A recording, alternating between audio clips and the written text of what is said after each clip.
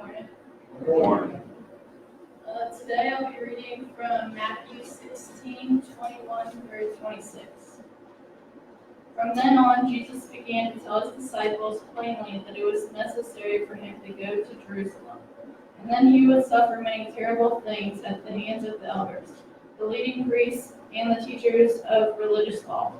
He would be killed, but on the third day he would be raised from the dead. But Peter took him aside and began to reprimand him for saying such things. Heaven forbid, Lord, he said, this will never happen to you. Jesus turned to Peter and said, Get away from me, Satan. You are a dangerous trap to me. You are seeing things merely from a human point of view, not from God's. Then Jesus said to his disciples, If any of you want to be my follower, you must give up your own way, take up your cross, and follow me. If you try to hang on your life, you will lose it. But if you give up your life for my sake, you will save it. And what do you benefit if you gain the whole world but lose your own soul? Is anything worth more than your soul? This is God's word. Thanks be to God.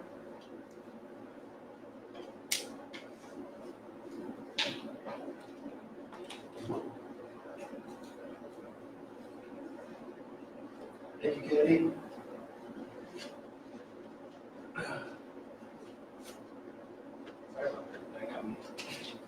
Hear somebody else read it? I'm going to ask you how your week was today. Not because you know it's coming, but because something else spoke to me this morning. See, I started to my morning the same as every Sunday morning. I was awake at 6. I had all intentions to listen to Charles Stanley, another preacher preached to me for a change. I did not find that on my television screen. Instead, I found coverage of innocent lives that were taken. And I want to read to you something that I found this morning from A.W. Tozer, from his sermon, Failure of Religion. Millions of men and women refuse to face up to the fact that religion in and of itself is not enough for the sinner's need. It is amazing how many things religious people want to do to you. They can start with infant baptism and end up with last rites when you're 108 years old, and all of that time they will manipulate you, mold you, and sweet message your soul. When it's all done, you are just what you were. You are just a decorated and massaged sinner, a sinner who did not eat meat, or on the other hand, a sinner who did eat fish.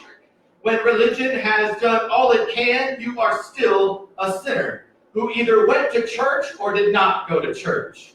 Religion can put us on the roll and educate us and train us and instruct us.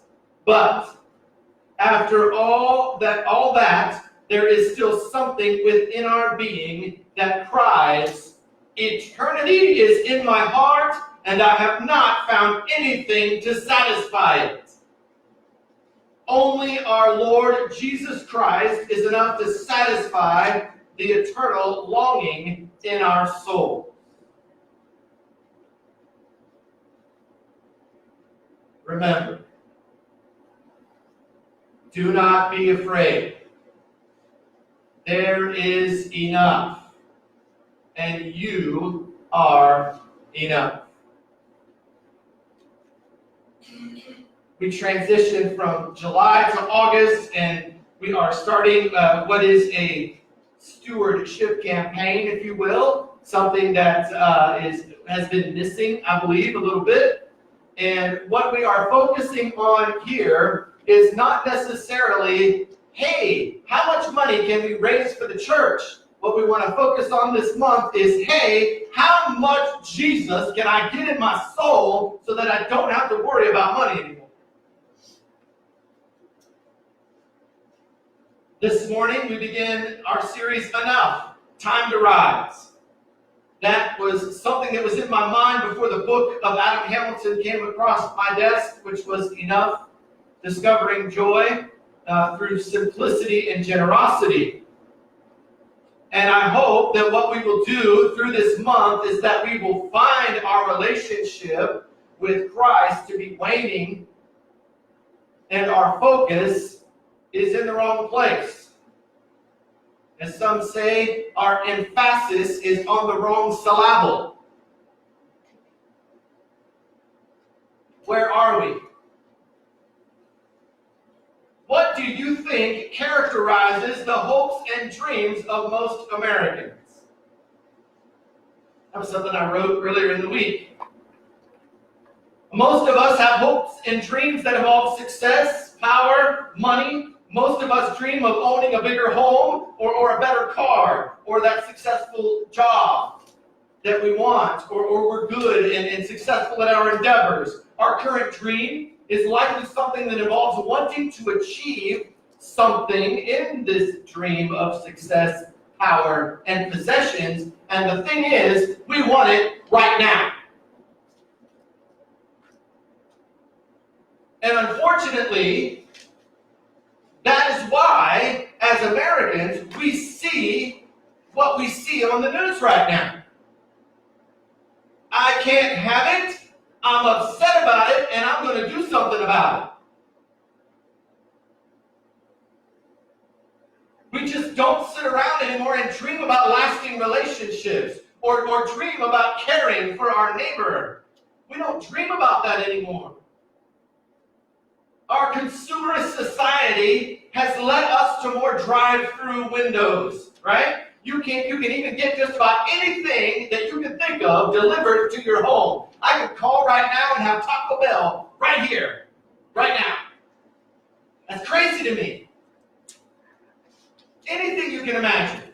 This dream has become a nightmare of our wants and our needs, and it has led us to a disease that Adam Hamilton calls affluenza. Not influenza, but affluenza. Adam describes it, it is the constant need for more and bigger and better stuff, as well as the effect that that need has on us.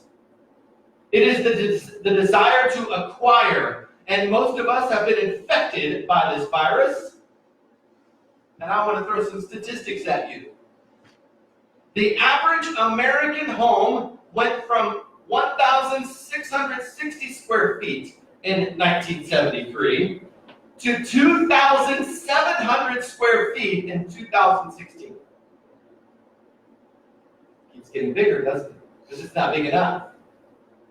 Today, there is an estimated to be 2.3 billion square feet of self-storage space in America.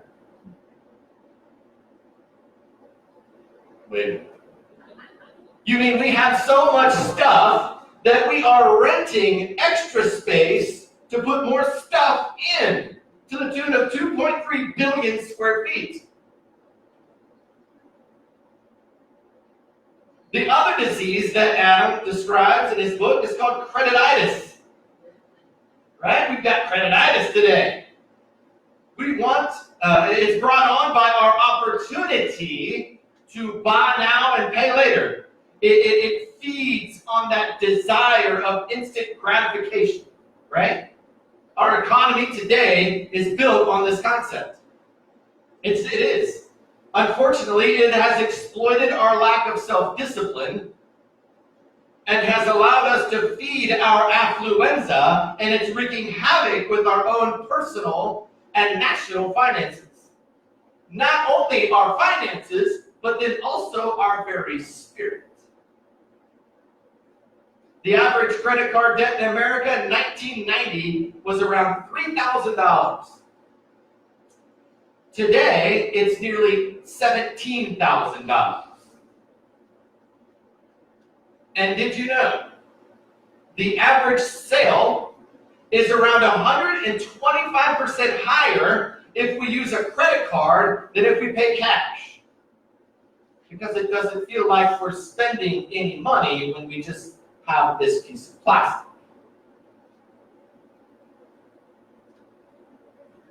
Credititis is not limited, though, to purchases with credit cards. It can be found in car loans, mortgages, other loans that you can think of. The life of the average car loan and home mortgage continues to go up, does it not? I want to say that I saw somebody was talking about 7-year car loans. Oh, it's a low payment.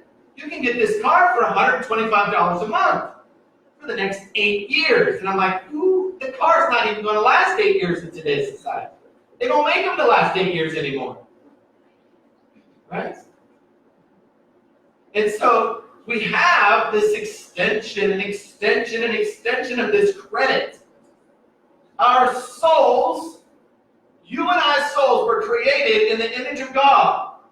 But we have done a poor job and have distorted that image. We were meant to desire God, but instead we have turned our desires towards possessions, stuff, and things.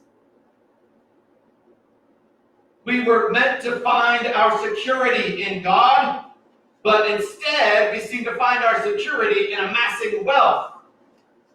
How many times has somebody told you got to save for retirement? Well, what good is retirement going to do me if I step off the curb and I get hit by a bus? We were meant to love people, but instead everything in our lives is a competition with those other people. We were meant to enjoy the simple pleasures of life, but we busy ourselves by pursuing money things. We were meant to be generous. We were meant to share with those in need, but we selfishly hoard our resources for ourselves.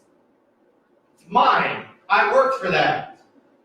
All of us have an inclination towards sin. Every one of us. And the devil is very quick to play on that inclination of sin. How many of you watched or saw Wednesday's Wellness Wednesday? A couple of you, right? If you get the weekly email, there's links to not just the Facebook video page, but also the YouTube page. You don't have to have Facebook to watch it. You can go to YouTube and watch it. On Wednesday, I was talking from John 10:10 and beyond. And Jesus says to his disciples in John 10:10, the thief comes only to steal, kill, and destroy. I came that they may have life and have it abundantly. In order to destroy us, the devil does not need to tempt us into doing drugs or stealing or having an extramarital affair. He does not need to do that. All he needs to do is to convince us that we need to just keep pursuing this American dream. We got to keep up with the Joneses. We have to borrow against our futures. We have to enjoy more now than what we can actually afford, and we have to indulge ourselves. And by doing that, the devil will rob us of our joy. It will make us slaves to the money, to the success, to the power, and it's going to keep us from doing God's will. If you want a good example of this, turn on CNN, turn on MSNBC, turn on Fox News. I don't care which one it is. All you're going to find are people who are obsessed with control, power, and money. That's where it got them to where they are. And if you think they're going to give that up, you're crazy.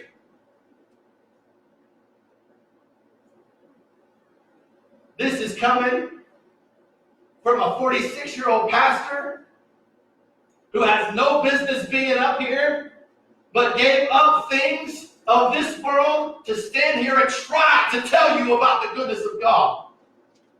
Maybe you might listen. Maybe. Although we receive a changed heart when we accept Christ, in a sense, we need a heart change every day, every morning. Each morning we should be on our knees and we should be crying out, Lord, help me. Help me to be the person you want me to be today. Help take away the desires that should not be there. Help me to be single-minded in focus and pursuit of you. How many of us start our day that way? Most of the time we start it with, gotta go to work, gotta pay the bills. God comes and cleanses us from the inside out, purifying and changing our hearts, but we must allow Christ to work in us. Christ works in us as we first seek his kingdom and strive to do his will. That's where this relationship starts. As we do, we begin to sense a higher calling, a calling to simplicity and faithfulness and generosity. We begin to look at ways that we can make a difference with our time, our talents, and our resources. And God is faithful. Is he not, Karen? Test him. I said that a couple weeks ago. You want to try? Test him. Sit alongside Carol as she bakes pies. Put some of that money in her pocket to go buy fruit cups, right? Because we're going to give those kids that are in need, put them in their backpacks. And then God says, ha ha, Carol, I love you. You're an amazing baker. I gave you this amazing talent, and now you're doing it. You're selling it, and you're taking that money, and you're trying to do something to help somebody in need. And what does God do, Carol? He takes 1,220 fruit cups, and he turns it into 1,440. You can say amen. It's okay. By pursuing God, we find ourselves, and just unintentionally, we'll find ourselves pursuing better, good financial practices. We free ourselves from debt because that we are not in debt to gain things anymore.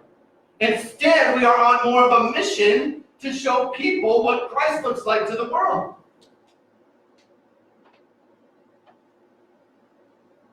The keys to this spiritual freedom. 1, simplify our lives. Simplify our lives and silence the voices that are constantly telling us that we need more.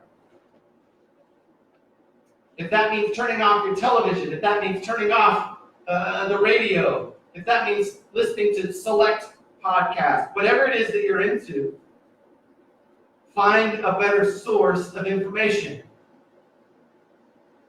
We have to find ourselves living counterculturally by living below and not above our means. It's not what we expect to do in this day and age.